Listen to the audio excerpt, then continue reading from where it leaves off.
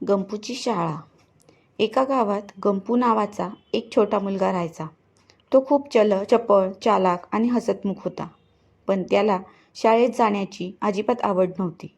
रोज सकाळी शाळेत जाण्याची वेळ आली की तो बहाणे शोधायचा आणि कधी ताप आल्याचं सांगायचा, तर कधी पोट दुखतंय असं सांगायचा. गंपूच्या आईवडिलांना त्याच्या या वागणुकीचं खूपच आश्चर्य वाटायचं.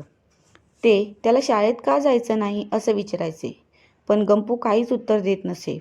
एक दिवस गंपूच्या आईने ठरवलं की आपण गंपूला शाळेत जावं का वाटतंय हे शोधूया.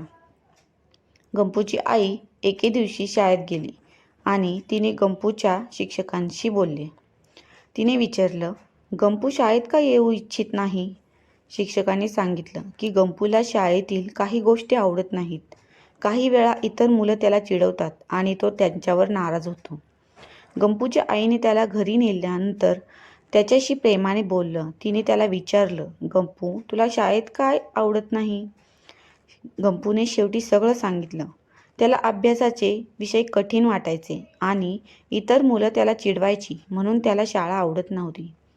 गंपूच्या आईने त्याला सांगितलं की गंपू, शाळा हे फक्त शिकवण्याचं ठिकाण नाही, तर तिथे आपल्याला नवे मित्र मिळतात आणि आपण खूप काही नवीन शिकतो.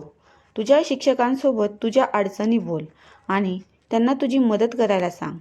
गंपूने दुसऱ्या दिवशी ठरवलं की तो शाळेत जाईल आणि त्यांच्या शिक्षकांसोबत त्याच्या अडचणी बोलेल.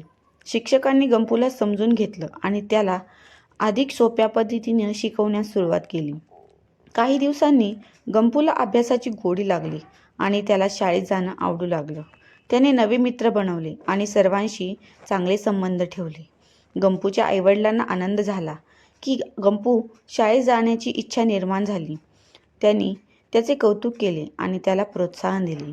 ही गोष्ट आपल्याला शिकवते की कधीकधी आपल्याला आपल्या अडचणींचा सामना करावा लागतो आणि त्यांना कसे दूर करायचे हे शिकावे लागते. आणि मुख्य म्हणजे आपल्याला धैर्य आणि प्रयत्नांच्या जोरावर कुठल्याही अडचणींवर मात करता येते. मित्रांनो, तुम्हाला ही कथा आवडली असेल तर चॅनलला लाईक आणि सबस्क्राईब नक्की करा. धन्यवाद.